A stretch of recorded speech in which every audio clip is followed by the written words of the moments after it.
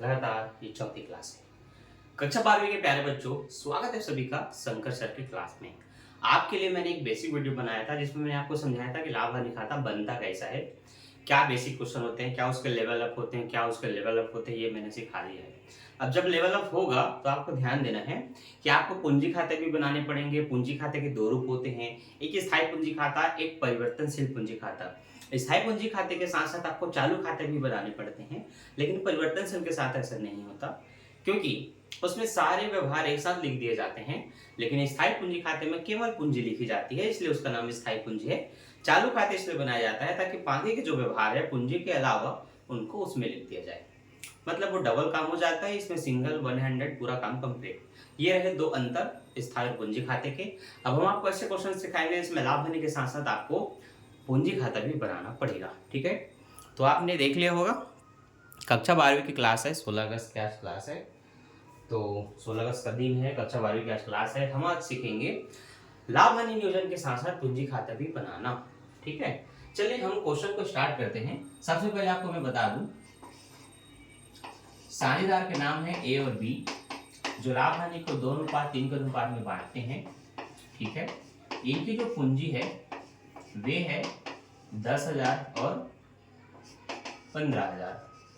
ठीक है, 3 गुना है तो मेरे ख्याल से 30 कर देना चाहिए। अब ठीक है, इसके बाद इनमें जो लाभ पूंजी पर ब्याज की दर है वह है 6% वार्षिक। इसके साथ साथ आपको इसमें वेतन देना है, किसको? बी को। कितना रुपए? 120 रुपए मासिक। ठीक है, और कमीशन देंगे ए को, कितना? 1200 रुपए। ठीक है, इसके बाद आपको एक चीज जानना होता है, वो है लाभ। लाभ कितने का है? प्रश्न में लाभ है लगभग 21,000 रुपए का। ठीक है, तो आपको तैयार करना है लाभ हानि नियोजन खाता, साथ ही साथ स्थायी पूंजी खाता। ठीक है, याद रहे लाभ हानि नियोजन खाता तथा स्थायी पूंजी खाता। ठीक है, तो ये हमने दो बेसिक चीजें आज स्टार्ट करनी है ताकि आपका लेवल अप हो। आप आने वाले समय में जब आपके एग्जाम हो तिमाही की या कोई टेस्ट हो तो आप उसमें 6 से लेकर के 8 नंबर तक के क्वेश्चन बनाने के लिए तैयार हो सके। तो इज दैट क्लियर? आगे बढ़ते हैं। सबसे पहले मैं आपको शुरुआत करूंगा लाभ हानि नियोजन खाते से।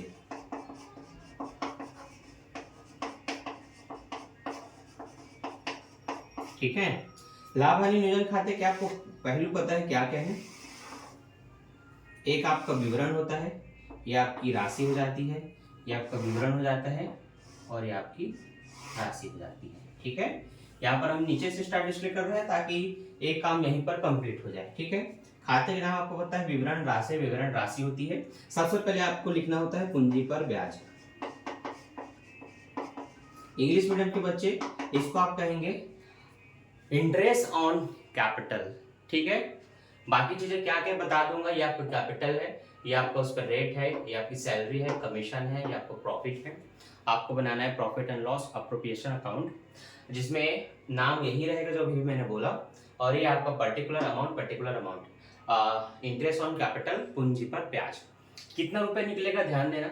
6% की दर से पहले की पूंजी है 10,000 और दूसरे की पूंजी है 30,000। 10,000 का 6%, 2 जीरो काट के 6 से गुणा करो, 600 हो जाएगा। तो एक की पूंजी पर ब्याज निकला 600, दूसरे की पूंजी पर ब्याज कितना निकलेगा? ठीक है, उसको भी जोड़ लेते हैं। 2 जीरो काटोगे, 300 से 6 का गुणा होगा, 6 की 18, मतलब 1800 रुपए निकलेगा। दोनों को प्लस करके आप यहाँ पर लिख सकते हैं कि पूंजी पर ब्याज जो कि कितना होगा, लगभग हम 2400 रुपए लिख सकते हैं।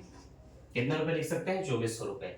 लाभ को इधर लिखना होता है, जिसको आप प्रॉफिट बोलते हैं। लाभ या फिर सेल्स लाया गया है ना, कुछ भी लिख सकते हैं, बस आपको पता होना चाहिए आप लाभ लिख रहे हैं, जो कि प्रॉफिट आपका कितना है, 21,000 रुपए है, ये आपने उसको लिख लिया। ठीक है, आगे वेतन कमीशन देना है तो लिखना होता है, तो वेतन देना है। इंग्लिश में आप इसको सैलरी लिखना है, सैलरी किसको, ए को, बी को देना है तो बी लिख लेना है। मासिक देना है 120 रुपए, तो 120 रुपए में आपको 12 का गुणा कर देना है, ठीक है। जब भी मंथली इनकम दी जाती है किसी को वेतन के रूप में, सैलरी के रूप में, तो उसमें 12 का मल्टीप्लाई करना है, आपको याद रखना है। तो बी को सैलरी मिलती है 120 रुपीज मंथली, इसलिए आप उसको 12 से मल्टीप्लाई करेंगे ताकि ईयरली निकल सके। अगर आप महीने में किसी को 120 रुपए देते हैं तो पूरे साल में कितना दे चुके हैं ये आपको ज्ञात करना है टोटल। तो 12 शून्य शून्य, 12 दूनी 24 की 4, हाथ से लाई 2, 12 कम 12 2 14, 1440 रुपए ये हमने लिख लिया। अब हम कमीशन लिख लेंगे। कमीशन कितना है, 1200 रुपए है, तो ये हमने लिख लिया कमीशन।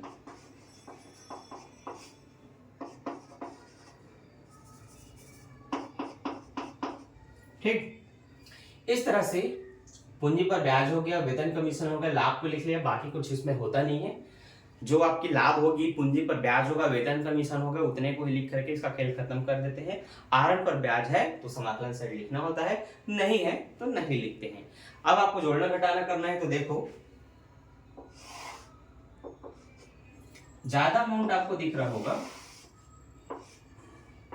21,000 रुपए, तो 21,000 से ना ऐसे क्लोज कर लेंगे, दोनों तरफ 21,000 लिख करके ऐसे डबल लाइन खींच लेंगे, ठीक है। शायद नीचे तक नहीं भी दिख रहा होगा तो हम थोड़ा सा इसको ऐसे नीचे कर सकते हैं कि हम टोटल कर रहे हैं, ठीक है बच्चों। आगे ध्यान देना, 21,000 में से इधर के जितने अमाउंट है इनको आपस में प्लस करके उनके साथ घटा देंगे, माइनस कर देंगे। तो हम इसको जोड़ते हैं, 2 और 1 3, 3 और 1 4, 4,000 5,040, 400 400 800 और 200 1,000 हो गया, 1,000 और 1 2,000 और ये 3,000 3 2 5,040, 5,040 को इसमें से घटाएंगे तो 21,000 में से 5,040 को घटाएंगे 0, 10 में 4 गया 6, इसने अभी 9 हो चुका है, इसने 1 दिया था तो 0 होगा, 0 को 1 लेके 10 हो जाएगा, 10 में 5 गया 5 बचेगा, इसने 1 दिया तो 1, 15,960 रुपये बचेगा। तो हम लिखेंगे लाभ हानि को पूंजी खाते में हस्तांतरण, ठीक है। तो ए और बी को कितना कितना बांटा जाएगा वो देख लो। देखो ये तो आपका प्रॉफिट एंड लॉस है, ठीक है, जो आपको बांटना है। किस रेशियो में बांटना है, 2 और 3 के, है ना, 2 और 2 एंड 3। तो ये आप जब ए को बांटेंगे तो 2 उसका हिस्सा है, टोटल आप करेंगे इनके रेशियो को तो ये 5 हो जाएगा, 2 और 3 5। जब बी को बांटेंगे तो उसका 3 और 5 हो जाएगा ना, उसका हिस्सा 3 है और टोटल योग उनका 5 होगा। जितने रुपए को बांटना है उनको मल्टीप्लाई करके लिख देना, मतलब बूढ़े ग्रुप में लिख देना है। इसके बाद फिर आपको डिवीजन करना है, डिवाइड, है ना। चलो 5 से हम डिवाइड करते हैं, 5 एकम 5, 5 तिया 15 और फिर 5 एकम 5, 4 बचा, 5 निया 45, 1 बचा, 5 दूनी 10। सेम चीज जब फिर से 5 से काटेंगे ना, 5 एकम 5, 5 तिया 15, 5 एकम 5 और 4 बचा, 5 निया 45 और 5 दूनी 10, 3,192 ही आएगा। अब उसी को एक बार 2 के साथ गुणा कर देना है, एक बार 3 के साथ गुणा कर देना है। तो 2 दूनी आपका ये 4 हो जाएगा, 9 दूनी आपका 18 हो जाएगा, हासिल है 1 2 एकम 2 और 1 3 और 2 तिया 6, 3 दूनी 6, 9 तिया 27, 3 एकम 3 और 5 और 3 तिया 9। हम कह सकते हैं कि ए को मिला लाभ में 6,384 रुपए और बी को मिला 9,576 रुपए। इस तरह से कुल अमाउंट जो है आप लिख लेंगे 15,960 रुपए। ये लाभ हानि हम पार्ट 1 में सीख चुके हैं, है ना। आपको पता होगा कि आपने ये सब बनाना सीख लिया है।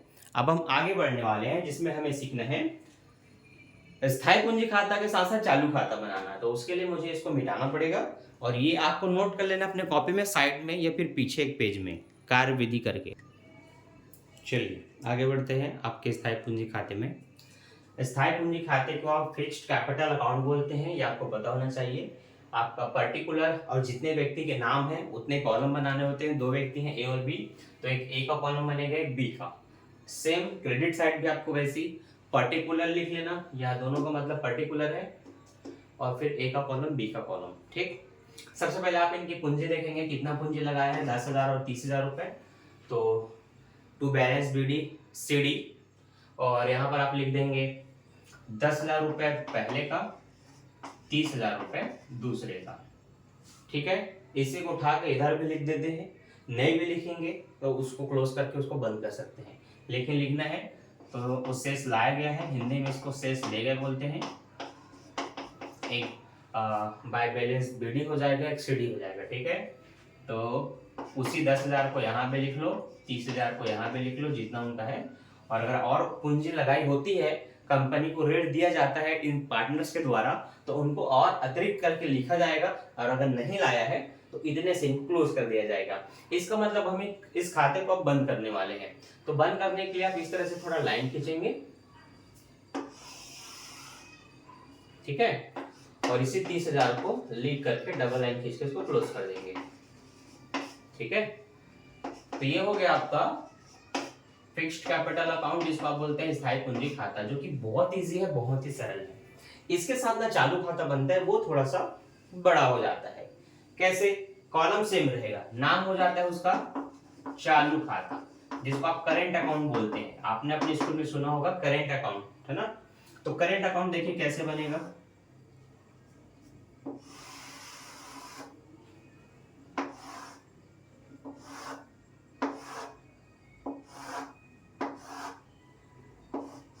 करेंट अकाउंट आपका बनता है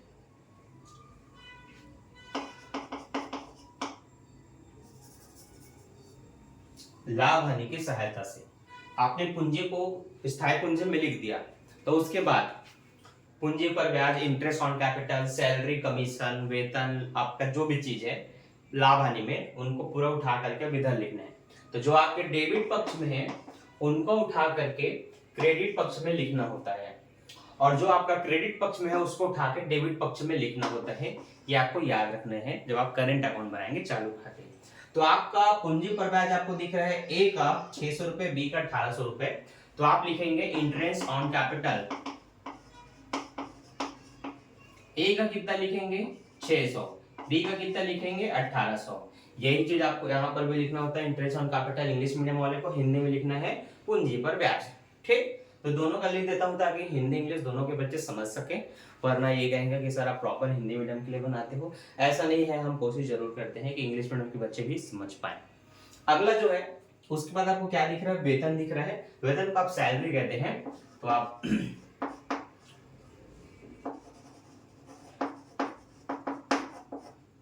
वेतन किसको मिला है? बी को मिला है 1440 गुणा करके। तो जितना रुपया वार्षिक है उसी को आप यहाँ लिख देंगे, जिसको नहीं मिला उसके में ऐसे डैश कर देंगे। कमीशन मिला है 1200 रुपए, कमीशन।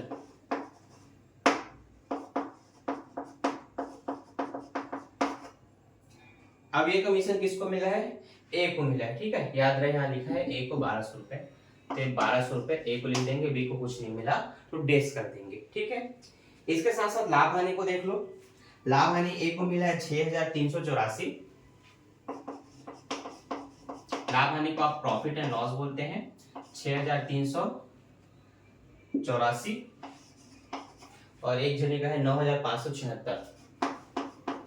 ठीक, इस तरह से हम अपने टीचिंग को टीचिंग को नहीं, टीचिंग तो मेरा काम है। इस तरह से हम अपने करेंट अकाउंट को कंप्लीट करते हैं।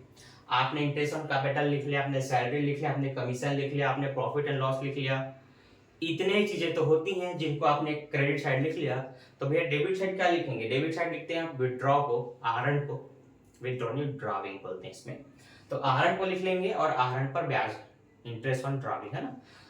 आपके पास आहरण नहीं है प्रश्न में, तो क्या करेंगे? कुछ नहीं, इधर जितना लिख लिया ना उनको टोटल करेंगे। टोटल करने के बाद जो टोटल अमाउंट आएगा उसी को यहाँ पर शेष ले गए बोलकर आप घटा देंगे, मतलब यहाँ पर भी लिख देंगे। टोटल करते हैं, कितना हो रहा है? 6 और 1 7,000, 7 और ये आपका 3 9 और एक लगभग 8,184 हो रहे हैं। 8,184 जो हो रहा है, इसको मैंने यहाँ लिख दिया 8,184। इसका कितना हो रहा है?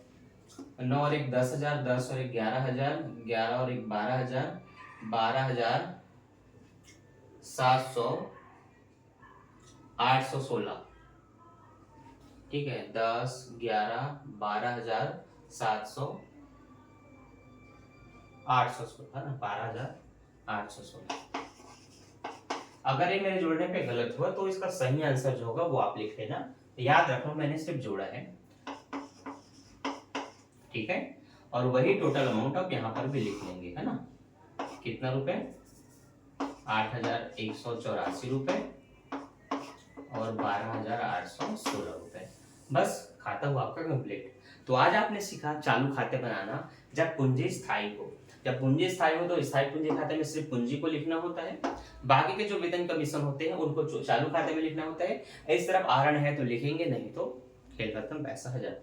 तो मुझे उम्मीद है अब आपसे स्थायी पूंजी खाते, चालू खाते बन जाएंगे। करेंट अकाउंट आपने बनाना सीख लिया है। अगर अभी भी कोई दिक्कत है, कोई डाउट है तो कमेंट कर दो। क्या कर रहे हो कमेंट करो ताकि मुझे पता चले हाँ समस्या है कि नहीं। समस्या नहीं भी है तब भी बताओ कि सर मुझे तो समझ में आ गया। थैंक यू सो मच, मिलते हैं नेक्स्ट वीडियो में। Thanks for watching, bye bye. जितना हो सके दोस्तों में इस वीडियो को शेयर करो ताकि उनको भी सीखने को मिले और हमारे दर्शन भी हो जाए। बाय बाय, जोक सपाट।